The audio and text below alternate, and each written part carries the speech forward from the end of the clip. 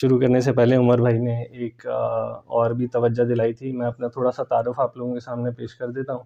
میرا نام ضیاء الرحمن ہے. آسٹریلیا سڈنی کے اندر مقیم ہوں. آج کل آئی ٹی کے شعبے سے وابستہ ہوں، اور میں جو ہوں وہ آئیکین ایک آرگنائزیشن ہے، Islamic circle of Australia and New Zealand, اس کا ممبر بھی ہوں.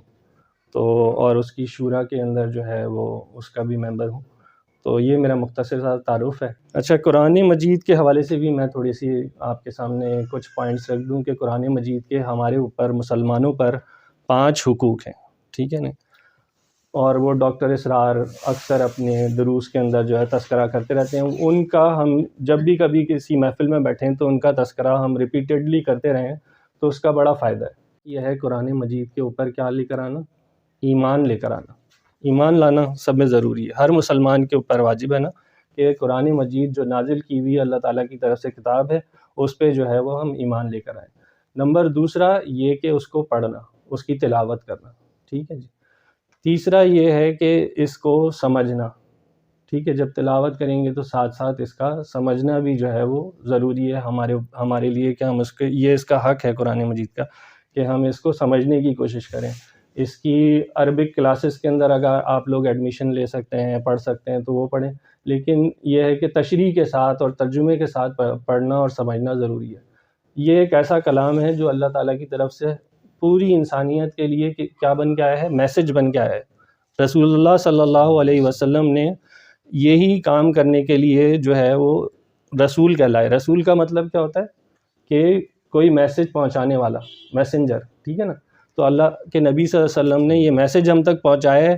اب اگر اللہ جو کہ تمام کائنات کا رب ہے، جو کہ ابھی ہم اس کی تشریح میں بھی دیکھیں گے، تو ہم اس ہستی کے دیے ہوئے میسج کو نہ پڑھیں یا اس کے لیے ٹائم نہ نکالیں تو یہ ہمارے لیے کویسچنیبل بات ہو جائے گی. تو ہمیں ریگولر روٹین اپنا بنانا چاہیے کہ ہم قرآن کا مطالعہ کریں. اچھا، یہ ہو گئی 3. پھر اس کے بعد آپ نے اس کو سمجھ لیا. سمجھنے کے بعد آپ کے لیے ضروری ہے کہ اس کے اوپر عمل کریں. یہ بھی نہیں کہ آپ صرف جو ہے وہ پڑھ کے بیٹھ گئے، عمل کرنا بھی ضروری ہے. یہ تو نہیں نا کہ آپ کو ڈاکٹر نے نسخہ لکھ دیا ہے اور آپ نے ڈاکٹر کا وہ نسخہ لے کر آگے گھر پہ اور اپنی الماری میں جا کے رکھ دیا اس کو سجا کے، بلکہ اس کے اوپر آپ عمل کریں گے تو آپ کی طبیعت ٹھیک ہوگی، ورنہ تو ٹھیک نہیں ہوگی طبیعت. ایسا تو ممکن نہیں ہے کہ میں نسخہ لے کر آؤں ڈاکٹر سے، اس نے آپ کو ایک پرسکرپشن آپ کو دے دی اور آپ جو ہیں وہ لے کے بیٹھ گئے اور آپ جو ہے وہ اس کے اوپر عمل نہیں کر رہے، تو آپ کی طبیعت ٹھیک نہیں ہوگی. تو اس کے لیے ضروری ہے کہ اس پہ عمل کیا جائے. اور آخری چیز جو بہت ہی زیادہ ضروری ہے، اور یہ تمام کے تمام حقوق ساتھ ساتھ کرنے والے ہیں. ایسا نہیں ہے کہ میں ایک کام کروں گا پھر دوسرا کروں گا پھر تیسرا کروں گا، یہ سارے عمل ساتھ ساتھ کرنے والے ہیں. تو آخری جو ہے وہ ہے اس کی دعوت دوسروں تک پہنچانا. وتواصوا بالحق وتواصوا بالصبر.